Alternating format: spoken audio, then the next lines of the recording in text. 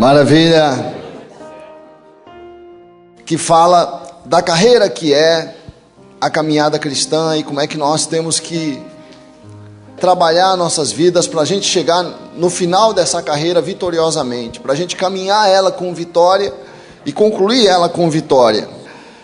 A Bíblia, várias vezes, a palavra de Deus compara a caminhada cristã com uma carreira, com uma competição, só que é uma competição longa. Nós podemos comparar com uma maratona, porque é uma corrida muito longa e exige aqueles requisitos de uma corrida muito longa para que nós possamos concluir com vitória. A caminhada cristã, ela não se define pelo começo, porque todos começam muito bem a caminhada cristã. Quem começa a caminhada cristã começa cheio de entusiasmo, porque tem uma revelação tremenda que Deus existe. Deus não é apenas uma ideia na mente humana, não é uma criação, não é uma invenção da cabeça do homem. Esse impacto, porque uma coisa é eu achar que Deus existe, outra coisa é eu constatar que Deus existe. E a conversão é uma constatação da existência de Deus, porque é um encontro, eu me encontro com Deus, eu tenho um toque de Deus na minha alma. Isso gera em mim um entusiasmo muito grande, gera uma paixão, gera uma brasa, gera um fogo, mas que depende muito de mim para que ele se mantenha aceso. É por isso que a Bíblia compara muito, nós vemos lá em Hebreus, fala como é que nós temos que correr essa carreira. Vamos ler a palavra de Deus, Hebreus 12, a partir do verso 1, fala assim: portanto nós também, pois que estamos rodeados de uma tão grande nuvem de testemunhas, deixemos todo o embaraço e o pecado que de tão perto nos rodeia, e corramos com paciência a carreira que nos está proposta, olhando para Jesus, autor e consumador da fé, o qual, pelo gozo que lhe estava proposto, suportou a cruz, desprezando a afronta, e assentou-se à direita do trono de Deus. Considerai, pois, aquele que suportou tais contradições dos pecadores contra si mesmo, para que não enfraqueçais, desfalecendo em vossos ânimos. Então a primeira coisa que a Bíblia nos diz aqui sobre essa carreira é saber que antes de nós há uma nuvem de testemunhas que conseguiram concluir a carreira, que passaram por todas as dificuldades da vida e concluíram a carreira. Por isso a Bíblia diz aqui, nós que estamos rodeados de uma tão grande nuvem de testemunhas. Que testemunhas são essas? São os nossos antepassados na fé, aqueles que chegaram até o fim vitoriosamente. A Bíblia diz: considere quem venceu, considere Paulo, considere Davi, considere Abraão, considere os nossos pais na fé. Olhe para as testemunhas que venceram, que concluíram bem, passaram por dificuldades, sofreram problemas com a família, sofreram dores, mas continuaram a caminhar e concluíram a carreira com fé, fiéis a Deus. Então a Bíblia fala que nós temos que correr dessa forma. A primeira coisa é considerar que é como se eles estivessem olhando para nós. Eles concluíram e passaram o bastão para nós. Tem uma palavra que Jesus fala que é interessante. Ele fala: será que quando o Filho do Homem vier, ele achará fé na terra? Porque uma geração passa o bastão da fé para outra geração, e é uma honra carregar esse bastão, e é uma honra concluir bem, concluir com fé, concluir com vitória, concluir crendo, concluir entusiasmado com a palavra de Deus. Então eu queria falar para os irmãos que fizeram revisão de vidas, hoje vocês estão assim, entusiasmados, felizes, mas as dificuldades vão vir, e o desafio é manter firme, olhando para quem concluiu. Esse é o espírito de Hebreus, é isso que o autor de Hebreus está falando. Considerem quem concluiu. A fé não começou conosco, nós não inventamos a fé. A fé foi passada para nós. Você sabe o que significa o significado da palavra tradição? Tradição significa entrega, uma coisa que uma geração entrega para outra. Nós recebemos o bastão da fé dos nossos antepassados, e é nossa obrigação, é nosso dever santo carregar esse bastão até a sepultura, entregar para as próximas gerações, com honra, com fé, com alegria. Esse é o desafio que Deus entrega para o teu peito nesta manhã, sabe? É maravilhoso você voltar de uma experiência com Deus entusiasmado, mas o desafio é manter essa caminhada sempre. Olha para aqueles que vieram antes de nós, a Bíblia fala numa multidão de testemunhas. Portanto, nós também que estamos rodeados de uma tão grande nuvem de testemunhas. Outros concluíram, por que você não vai concluir? Outros foram até o fim, por que você vai desistir?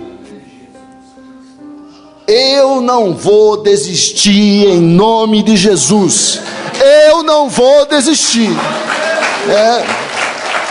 E a Bíblia fala assim: deixemos todo embaraço. Deixemos todo embaraço. Porque existem coisas que embaraçam a nossa fé, atrapalham a caminhada. Isso aqui é uma palavra que, se nós pararmos para pensar, vale para vários aspectos da vida e não só para a caminhada de fé. Eu tenho que saber o que eu quero, onde eu quero chegar, porque isso é fundamental. O que eu quero conquistar na vida? Por exemplo, na caminhada cristã eu sei que eu quero conquistar, quero concluir bem, quero concluir amando minha esposa, quero concluir amando minha igreja, quero concluir amando meus irmãos, cheio do Espírito Santo, feliz com Deus, fé sólida. Assim eu quero concluir. É importante eu saber de que maneira eu quero concluir algo na vida, seja o que for. Porque se eu sei onde eu quero chegar, eu consigo identificar o que embaraça a realização desse propósito. Que a Bíblia fala, deixemos todo embaraço. Como é que eu vou saber o que é embaraço?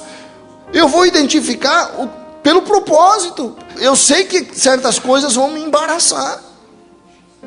Como a Bíblia usa muito essa figura do atleta.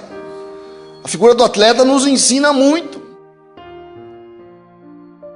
Porque o atleta, ele jamais vai render o que ele pode render se ele não tiver em conta o que é que embaraça a plenitude da realização da sua condição atlética. Um esporte que eu gosto muito é o futebol. E quem acompanha futebol já acompanhou muitos jogadores no decorrer, muitos atletas.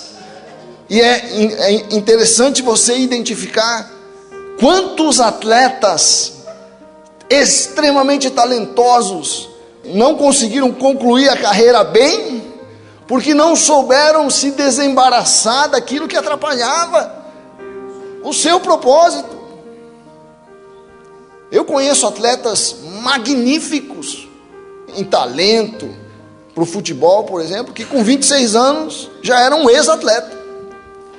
Quer dizer, no momento em que ele era para estar no auge, que 26 anos é o auge do atleta,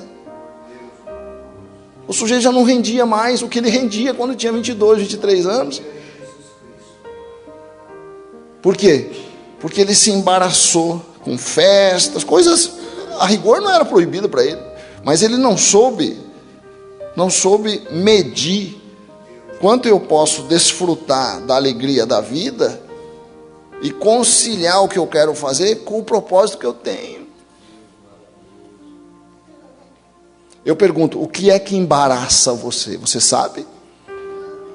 Tem coisas que embaraçam. Não entre em alguns conflitos, sabe? Não vale, não entra, não deixe teu coração entrar em conflitos desnecessários para a tua caminhada. Tem conflito que às vezes eu tenho razão, eu percebo, mas eu saio fora, porque vai me embaraçar, ficar ali preso, enroscado só para... Não, sai daí. Quantos casamentos são frustrados porque os cônjuges ficam querendo saber quem tem razão? Teve um dia na minha vida que eu tomei a decisão, eu vou até o fim da minha carreira com a minha mulher, colado na minha mulher, não vou abrir mão dela. Amém? Só que tem o seguinte, para eu realizar esse propósito, uma coisa é eu declarar, eu vou até o fim com a Jussara, isso é uma coisa, isso é boca, mas para eu conseguir isso, algumas coisas eu vou ter que fazer, eu vou ter que identificar o que embaraça a minha relação com a minha mulher, coisas em mim que embaraçam, coisas que eu tenho, coisas que eu trago, deixando todo embaraço.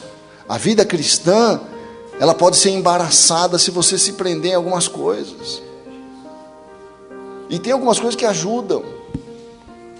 Na revisão de vidas tem uma palavra que é Bíblia e oração, que eu sempre digo, é uma palavra que parece, não é muito importante, mas é uma das mais importantes, porque a vida cristã fica muito mais leve quando eu tenho uma vida de oração, isso traz leveza. Você tem que saber o que vai trazer leveza para a tua carreira. O atleta, quando ele vai fazer uma corrida de 50 quilômetros, quanto é a maratona? É 25? 40 quilômetros. Se vocês fazerem correr 40 quilômetros, ele não vai conseguir improvisadamente. Não, amanhã eu vou fazer uma maratona, eu vou entrar nessa maratona, eu vou correr 40. Não vai correr, porque exige planejamento, exige saber o que eu tenho que evitar durante a corrida, o quanto eu devo me preparar. Por que a vida cristã, que é a coisa mais importante na vida, vai ser diferente? Não tem nada mais importante que a tua fé, a tua carreira, eu conseguir caminhar e chegar no fim, conforme Paulo declara, guardei a fé, combati o bom combate, completei a carreira. Paulo fala 3 coisas, né? Combati o bom combate, guardei a fé, completei a carreira. Mas para você completar, a Bíblia fala, deixando todo embaraço, relacionamentos, amizades que não trazem nenhuma contribuição para a tua carreira. Sai fora, meu irmão. Sai fora daqueles relacionamentos que estão minando a sua fé. A tua fé tem que ser mais importante que relacionamentos. Procure desenvolver relacionamentos que vão animar a sua fé. Saia das situações que vão minar o que é mais importante no seu coração, que é a sua fé. Nós sempre começamos bem, queridos. Nosso desafio é terminar bem. Começar bem é fácil, mas terminar bem exige mais do que entusiasmo. Entusiasmo é importante, não estou dizendo que não é, mas mais do que entusiasmo, terminar bem exige regularidade. Regularidade é mais importante que a quantidade e que a velocidade. Não é isso? A corrida de longo trecho, eu consigo concluir bem quando eu tenho regularidade, eu mantenho o passo. Sabe, eu não acelero demais, eu não recuo demais, eu mantenho o passo, porque amanhã também eu quero fazer, e depois de amanhã também. Olha só o que a Bíblia diz em Hebreus capítulo 10, verso 35.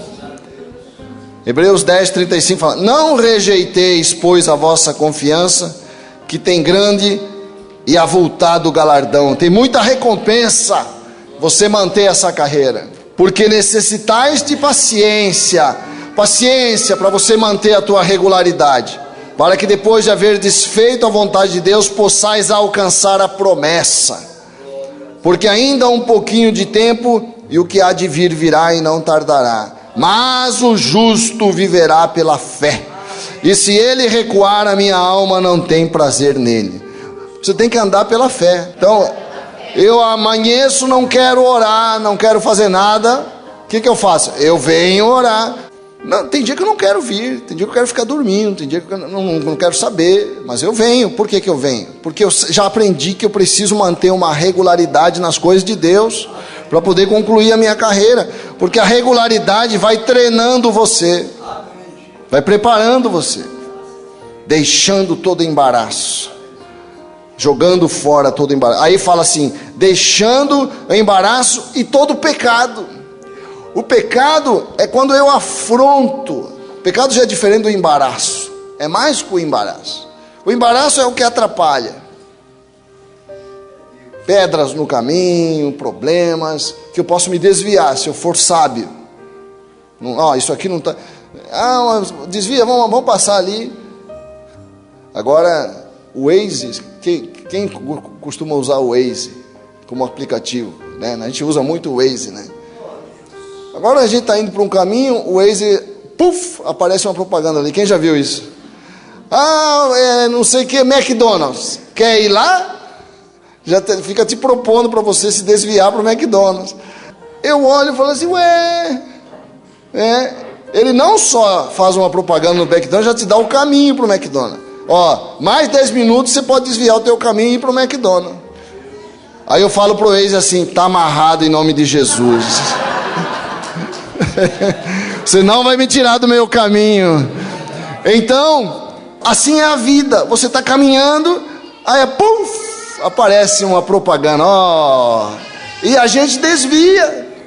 E o pecado é uma atitude minha que confronta, tá? É contrária à ação de Deus, o projeto de Deus na minha vida. Então nós somos chamados para um novo estilo de vida.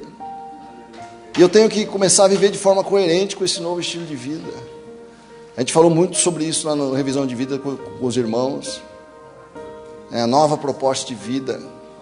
Não fazer coisas que estão contrárias ao meu projeto de vida. Uma coisa que lá em casa, todo dia a Jussara me cobra, logo de manhã. Às vezes acorda, a gente vai para a cozinha e tal. Ela fala assim, tem que jogar o lixo fora. Aí você vê, às vezes a gente é enrolão, né? Aí você vai fazer outra coisa, né? Eu gosto muito de ir para o computador, porque ali eu já abro ali o meu computador hoje é como se eu estivesse no meu trabalho, porque eu abro ali, eu já tenho acesso aos processos, eu estou ali, o lixo ali, o lixo, aí eu já estou, né? E eu vou deixando o lixo ali. Aí a Sara, que é uma mulher muito dócil, vai perdendo um pouco dessa doçura dela, e vai falando assim, tá fedendo a cozinha. Aí eu tenho que levantar, né, pegar o lixo e jogar o lixo fora. Porque a gente vai deixando acumular o pecado na nossa vida, achando que não vai fazer mal, começa a cheirar mal. Pequenas atitudes que você vai fazendo, que você sabe que estão erradas, contrárias à tua santidade, à tua pureza, ao teu relacionamento com Deus. Você vai deixando aquilo acumular. Joga o lixo fora, querido. Essa é a primeira atitude de uma boa carreira, me desfazer do lixo. Vou carregar lixo para correr. Como é que você vai correr com lixo? Não tem como correr. O lixo vai te vencer. Tem coisas que são lixo na nossa vida. Tratar mal as pessoas, ser grosseiro, ser ríspido, né? Faltar com amor com o irmão. Essa sensualidade que está aí no mundo, não é para nós não. Nós temos que ter coragem de dizer que existe pureza sexual, sim. É possível um homem hoje viver em pureza sexual. Por que nós temos que ser igual ao mundo? Nós temos que copiar o mundo nas coisas? Não, nosso chamado é para santidade. E eu vou dizer para você, é muito melhor do que o que eles oferecem. É muito mais agradável, é muito mais realizador. É muito melhor você viver um casamento sadio do que estar na prostituição. É engraçado como a prostituição é oferecida como se fosse a melhor coisa do mundo. Não é não, é lixo. É lixo, e nós temos que falar, isso aqui é lixo. E o lixo traz mau cheiro para as nossas vidas, para a nossa casa. E você é chamado para ser santo. Então a primeira coisa, considerar as testemunhas. A segunda é se livrar do embaraço. A terceira, deixar todo o pecado. E a última coisa que aqui a Bíblia nos fala, ele diz assim, diz aqui em Hebreus: portanto nós também, rodeados de uma tão grande nuvem de testemunhas, deixemos todo o embaraço e o pecado que de tão perto nos rodeia, e corramos com paciência a carreira que nos está proposta. Corramos de que forma que nós temos que correr? Ele diz aqui, olhando para Jesus. Olhando para Jesus, autor e consumador da fé, o qual pela alegria que lhe estava proposta suportou a cruz. Quer dizer, olhando para Jesus, olhando para esse modelo que teve coragem de ir para a cruz, teve coragem de enfrentar o obstáculo, teve coragem de enfrentar a adversidade, foi homem o suficiente para lidar com as dificuldades e enfrentar, agredir a vida pela salvação de cada um de nós. Esse é o nosso modelo. Eu não posso abrir mão das dificuldades, dos problemas, da dor, do que eu tiver que enfrentar para completar a minha carreira, olhando para esse modelo maravilhoso que nós temos diante de nós. Considera as testemunhas que ficaram e olha para frente, olha para aquele que criou a nossa fé, o autor e consumador da nossa fé. Olha para a grandeza dele, para a santidade dele, né? Para a coragem dele, para a força que ele tem, e toma ele como modelo para continuar a carreira em nome de Jesus. Amém, queridos?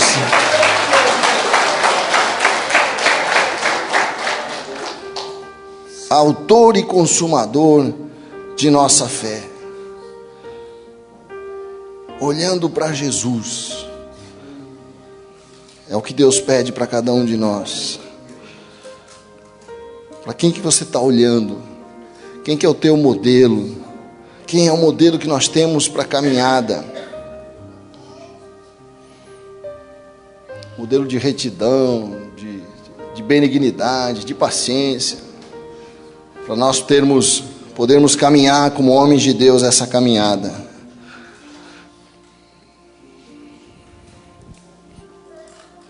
Interessante isso, né? É um olhar para trás, é um olhar para frente. Olhar para trás, as boas testemunhas que venceram, que estão atrás de nós. Olhar para frente, a coragem daquele homem. Eu gosto muito do aspecto humano da pessoa de Jesus, porque serve de modelo para mim. Você tem que olhar para Jesus como um homem como nós, um homem que nós podemos copiar, servir de modelo, ser discípulo dele, para poder completar a carreira que nos está proposta. Nós temos que ter uma decisão, uma determinação dentro de nós. Porque a última coisa que a Bíblia fala, seria o quinto passo, né, desse processo, fala: corramos com paciência a carreira que está proposta. A última coisa seria a perseverança. Nós concluirmos essa carreira com perseverança, né? Que a Bíblia fala: se o justo viverá pela fé, mas se ele recuar, a minha alma não tem prazer nele. O prazer de Deus, olha só, Deus está falando, o prazer que eu tenho é ver que você não desiste, é ver que você persevera até o fim. Amém? Uma vez, o primeiro-ministro de Israel, que tinha participado da luta de Israel por aquele terreno ali no Oriente Médio, Israel lutava por aquela terra há 1948 anos. Israel ficou sem terra. Era o único caso de um país, de uma nação que não tinha território. Os judeus eram uma nação, mas não tinham um território para morar, por 1948 anos. Veja só que coisa. E o primeiro-ministro de Israel, já depois que Israel já tinha conseguido o território, já viviam ali onde eles estão hoje, estava sendo entrevistado, E venceu, né? Ele venceu, ele participou da revolução, participou da guerra, da luta pela terra. Estava ali sentado como governante da nação, vitorioso. E o repórter perguntou para ele: se você fosse dar um conselho para os jovens, para que eles possam vencer, qual conselho que você daria? Ele pensou assim, acho que ele deve ter pensado rapidamente, passou um filme, né? Tudo que ele viveu de certo ali dentro dos... o que ele considerou importante na caminhada de vitória da vida dele. Ele falou assim: o que eu diria para os jovens? Eu diria: persevere, persevere, persevere e persevere. Então Deus está falando para você completar a tua carreira, principalmente os irmãos que fizeram revisão de vidas, vão vir muitas propostas para você desistir. Mas eu digo para você: persevere, persevere, persevere, persevere. Aleluia. Estou subindo para um lugar mais alto. Eu já queimei as fontes com o passado, e os meus olhos vejam o futuro.